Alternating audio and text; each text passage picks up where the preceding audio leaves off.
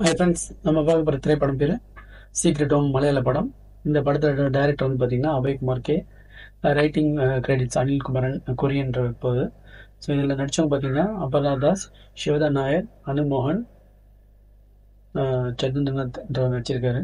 இந்த படத்தோட கதை பார்த்தீங்கன்னா, இது ஊருக்கு ஒதுக்குப்புறமா இருக்க ஒரு வீட்டில் ஒரு கிரைம் நடக்குது.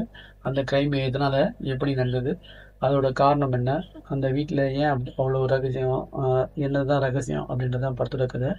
இந்த படத்தில் 4 கேரக்டர் தான்.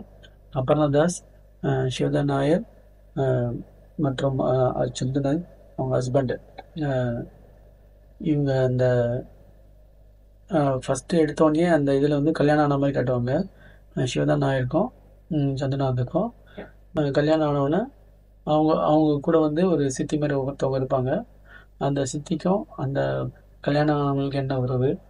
இந்த சிவதா நாயர் வந்து ஐடியில் ஒர்க் பண்ணுவாங்க. அவங்க கூட வந்து ஒரு அஃபர் ஒருத்தர் ஒருத்தர் வரும். அவரால் என்ன பிரச்சனை நடக்குது, அப்புறம் அந்த அபர்ணா தாஸ்க்கு இந்த க்ரைம்க்கும் என்ன சம்மந்தம் அப்படின்னு தான் படத்தோட கதை. அந்த வீட்டில் என்னதான் அப்படி க்ரைம் நடந்தது அப்படின்றது தான் படத்தோட கிளைமேக்ஸு. இது வந்து ஃபர்ஸ்ட் ஹாஃப் வந்து ஸ்லோவாக போச்சு. செகண்ட் ஹாஃப் வந்து அந்த ஹஸ்பண்டையும் அந்த ஐடி ஆளையும் மோத விடுவாங்க போலீஸு. அது மாதிரியான சீன்லாம் க்ரைம் இதுவாக நல்லா இருந்துச்சு.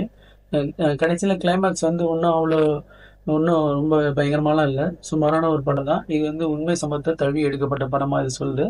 இது வந்து ஒரு சுமாரகமான படம் தான் ஃப்ரெண்ட்ஸ். இதில் வந்து எந்த ஒரு விதமான சுவாரஸ்யமோ இல்லை இசையோ பாட்டோ எந்த சுவாரஸ்யம் இல்லாமல் அப்படியே அமைதியாக ட்ராமா. ஃபர்ஸ்ட் ஹாஃப் வந்து கொஞ்சம் ஸ்லோ, செகண்ட் ஹாஃப் வந்து அதை விட ஸ்லோவாக போச்சு. இது ஒரு நார்மல் படம் தான். தேங்க்ஸ்.